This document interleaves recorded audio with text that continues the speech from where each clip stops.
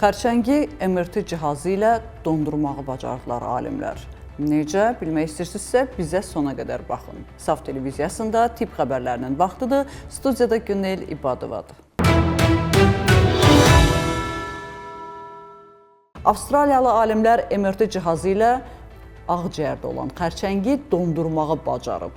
Düzdür, bir çox mütəxəssislər bunun mümkün olmadığını iddia eləsələr də, bütün dünya hazırda bundan danışır.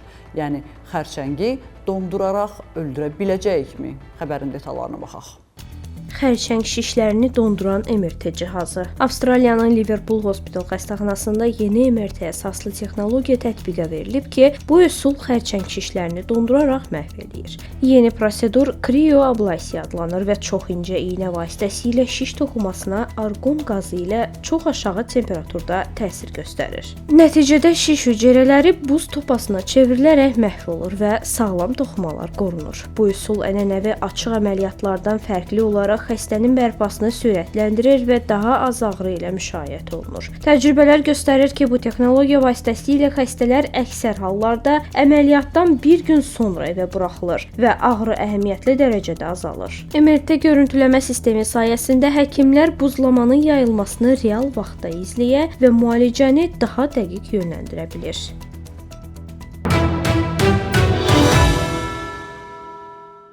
Nadir xəstəliklərin aşkar olunması kifayət qədər ciddi problemlərdən biridir və onu da hər cihaz, hər avadanlıq və müayinə tapa bilmir. Amma alimlərin hazırladığı yeni bir test ən nadir xəstəlikləri də aşkar etməyə çox dəstək olur. Baxaq görək, bu yenilik nədir?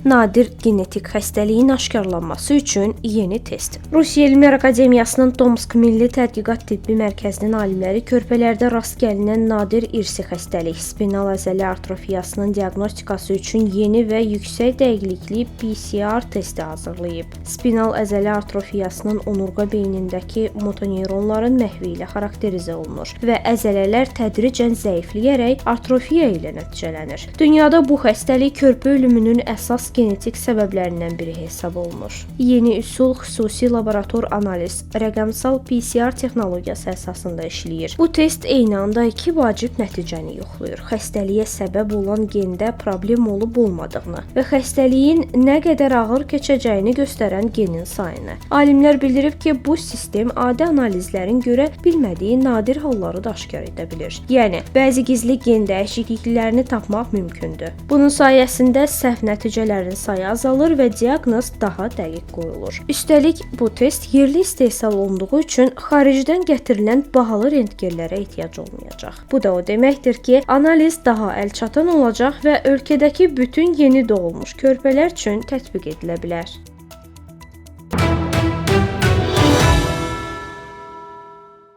Desəm ki, psixoloji vəziyyətiniz fıstıqdan asılıdır, güləcəksiniz. Amma alimlərin yeni bir araşdırması var. Sən demə, həm yaxşı yuxu, həm də psixoloji vəziyyətin yaxşılaşmağı üçün yer fıstığı yeməyiniz kifayətdir. Çox maraqlı xəbərdir, birlikdə izləyək.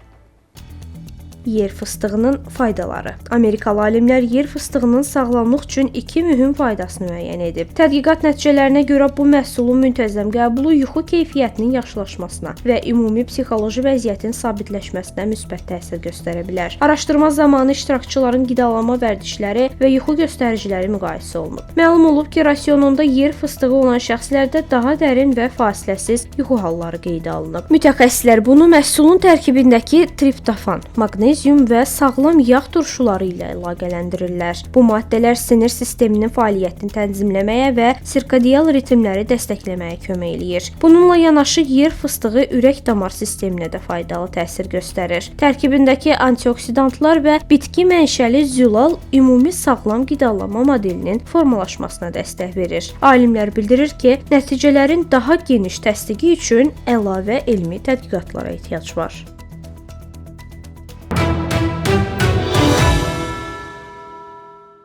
Çinli alimlər iddia edirlər ki, qan şəkərini yaşlı adamlarda azaltmaq üçün maqnezium qəbul eləmək kifayətdir. Maraqlıdır bu barədə yerli mütəxəssislərimiz nə düşünəcək, hörmətli həkimlər. Bu xəbəri izləyirsinizsə fikirlərinizi şərhlərdə bizə bildirin. Maqnezium qəbulu qan şəkərini azalda bilər. Yeni araşdırma göstərir ki, yaşlı şəxslərdə acqarına maqnezium qəbulu acqarına qan şəkərinin səviyyəsini mülayim şəkildə azalda bilər. Çinli alimlərin Frontiers in Nutrition jurnalında dərc olunan tədqiqatında prediabeti və maqnezium çatışmazlığı olan 60-80 yaşlı iştirakçılara 16 həftə ərzində gündə 360 mq maqnezium oksid verilib. Nəticədə acqarına qan şəkərində orta hesabla təxminən 0,5 göstərici ilə azalma müşahidə olunub. Lakin digər göstəricilər baxımından əhəmiyyətli dəyişiklik qeydə alınmayıb. Alimlər bildirir ki, maqnezium səviyyəsinin normallaşması qan şəkərinin daha yaxşı tənzimlənməsinə kömək edə bilər, lakin diabetin qarşısını tam almaq üçün daha böyük və uzun müddətli tədqiqatlara ehtiyac var. Maqnezium bədəndə minlərlə ferment reaksiyasında iştirak edən vacib mineraldır və təbii şəkildə qoz fındıq, paxlalılar, yaşıl tərəvəzlər və tam taxıllarda tapılır.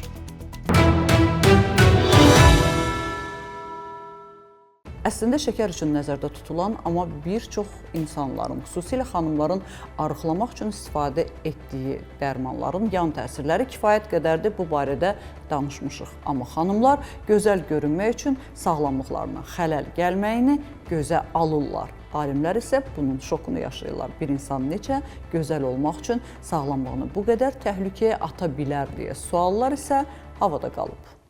İnsanlar yan təsirlərə baxmayaraq bundan istifadə eləyir. Amerikalı alimlərin araşdırması göstərir ki, semaglutid tərkibli dərmanlardan çəki azaldığı üçün istifadə edənlər çox vaxt yan təsirlərə baxmayaraq müalicəni davam etdirir. Yan təsirlər arasında mədə-bağırsaq narahatlıqları, baş ağrısı və digər fizioloji simptomlar geniş yayılıb. Amma bu narahatlıqlar qərara o qədər də təsir eləmir. İstifadəçilər daha çox çəkidə azalma, iştahın zəiflənməsi və şəkərli qidalar üçün istəkləri azalmasını əsas üstünlük sayırlar. Əldə olunan nəticələr dərmanın təsirini hiss edənlərin yüksək dərəcədə müalicəyə sadiq qaldığını göstərir.